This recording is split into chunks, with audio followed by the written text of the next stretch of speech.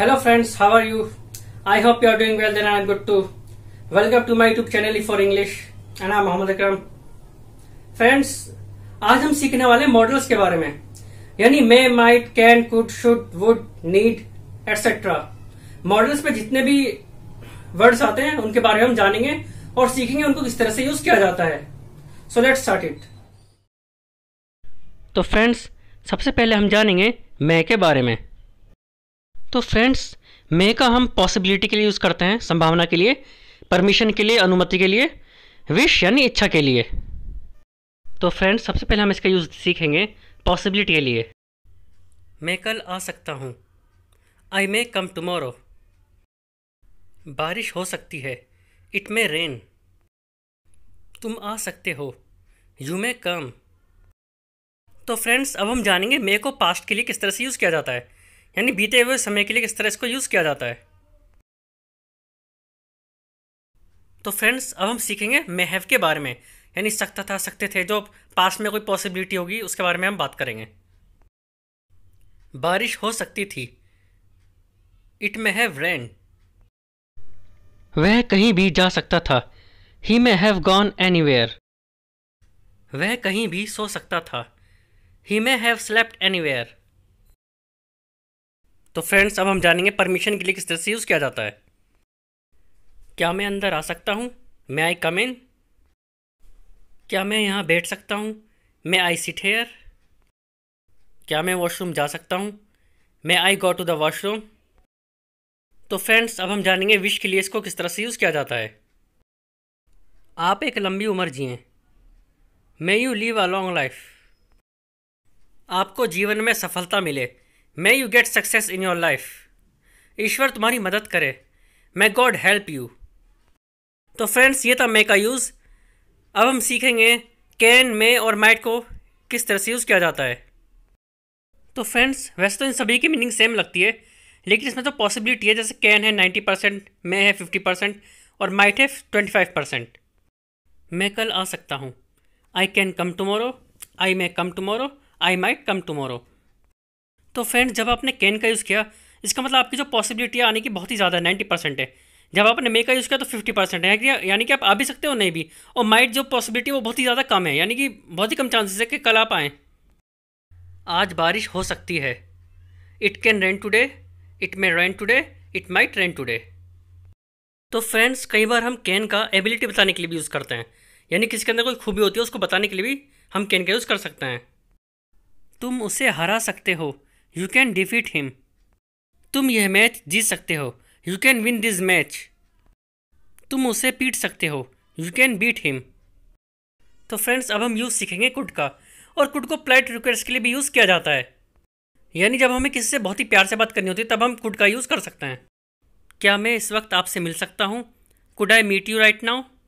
Friends, यहाँ पर आप कुड की जगह पर कैन का भी यूज़ कर सकते हैं, लेकिन अगर आप कुड का यूज़ करेंगे तो इससे क्या होता है कि आप बहुत ही प्यार से बात कर रहे हैं, बहुत ही प्यार से रिक्वेस्ट कर रहे हैं.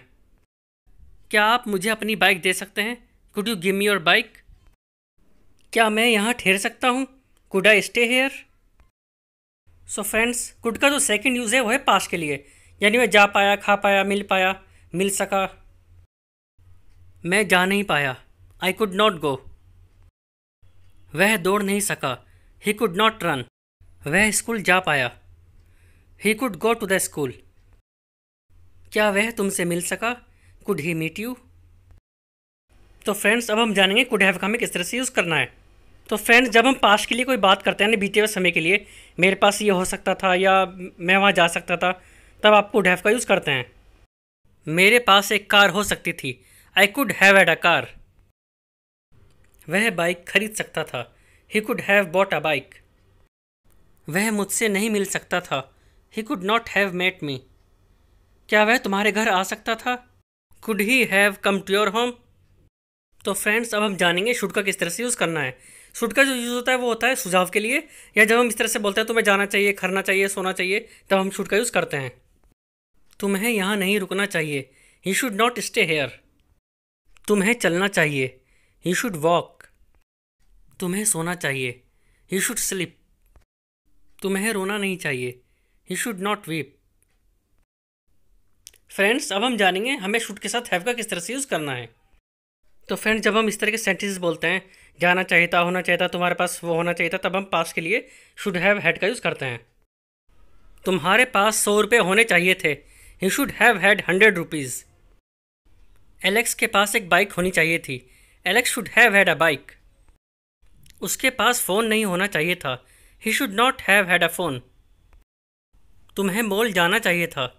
ही should have gone to the mall. तुम्हें मुझसे नहीं मिलना चाहिए था। He should not have met me. तुम्हें यहाँ नहीं सोना चाहिए था। He should not have slept here. तुम्हें यह फिल्म देखनी चाहिए थी।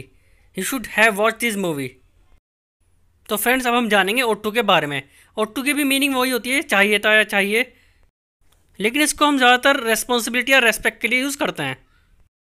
तुम्हें इस काम को करना चाहिए। You ought to do this work। तुम्हें इस समस्या का सुझाव ढूंढना चाहिए। You ought to find the solution to this problem। तुम्हें बड़ों का सम्मान करना चाहिए। You ought to respect elders। हमें अध्यापकों का सम्मान करना चाहिए। We ought to respect teachers। तो फ्रेंड्स, जैसा कि हमने शुड के साथ हैव यूज़ किया था पास्ट के लिए, बीते हुए समय के लिए, अब हम ought to का यूज़ करेंगे। तुम्हें सच बोलना चाहिए था। You ought to have spoken the truth।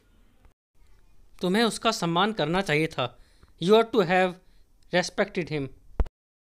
तुम्हें ये काम जल्द ही ख़त्म करना चाहिए था। You ought to have finished this work soon। तो फ्रेंड्स, अब हम यूज़ सीखेंगे मस्ट का।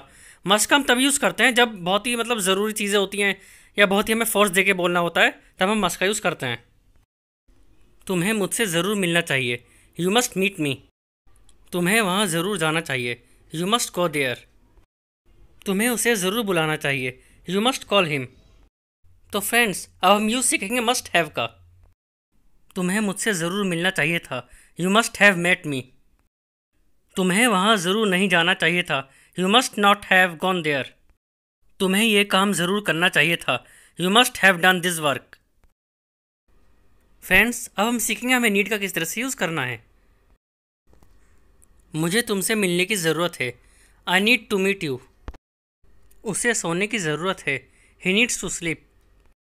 मुझे तुमसे बात करने की ज़रूरत है। I need to talk to you. So friends, I hope कि आपको आज का लेसन बहुत ही अच्छे से समझ आ गया हो। तो फ्रेंड्स, आज का लेसन आपको कैसा लगा नीचे कमेंट करके जरूर बताइएगा।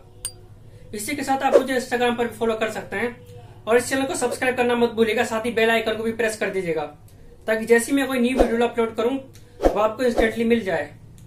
तो मैं आपसे मिलूंगा एक नए लेसन के साथ। Till then, be happy, be relax, catch you letter.